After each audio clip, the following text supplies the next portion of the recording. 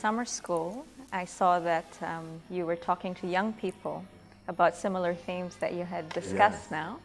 What response have you been getting from the youth regarding the topics that you talk about them being essentially spiritual rather than physical and material beings? Right.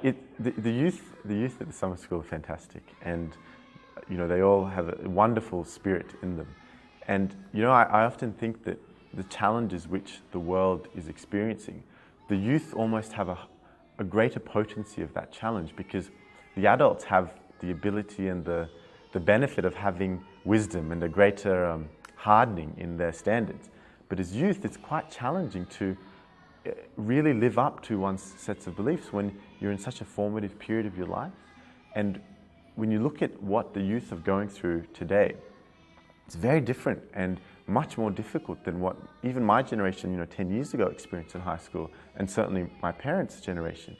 And for a youth these days, they live in a society in which at every opportunity is trying to question their beliefs and trying to pressure them to pursue a life which they might not necessarily accept, but society accepts. And society often tries to impose a normality in falling short of the standards, whether it be with drugs or whether it be, flagrant with promiscuity or, engaging in activities which really compromise the character of youth. And when I was speaking with the youth, it was trying to look at, well, this is the world we have inherited. There is no point in whinging that we live in this climate.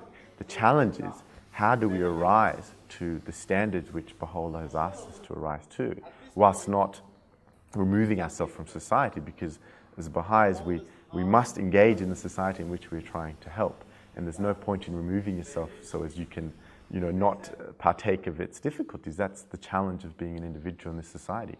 And there were some really fruitful and consultative points that we've discussed about. And I think this is the challenge that the youth of this day face.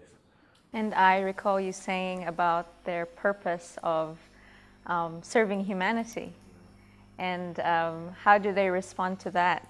Yeah, I think Baha'is in general, and particularly so the youth, really share responsibility in trying to alleviate some of the world's problems. As Baha'is, we feel that Baha'u'llah has provided the sovereign remedy to a lot of the world's problems.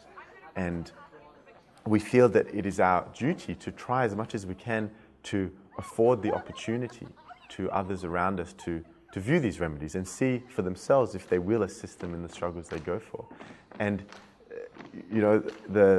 the guardian of the Baha'i Faith, who was the great-grandson of Baha'u'llah, said that this is a religion which belongs to the youth.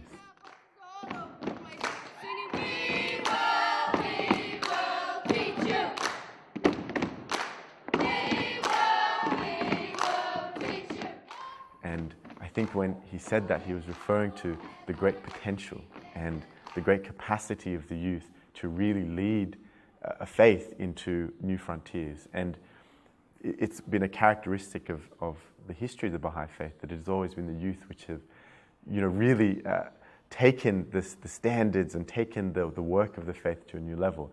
And the youth at this conference in Hamilton, I think, felt that spirit, and they feel that responsibility to not only refine their own characters and maintain their own morality, but to really serve humanity, serve their friends, and find a way to instill this spirit and this pursuit of happiness, true happiness, amongst their friends and their colleagues.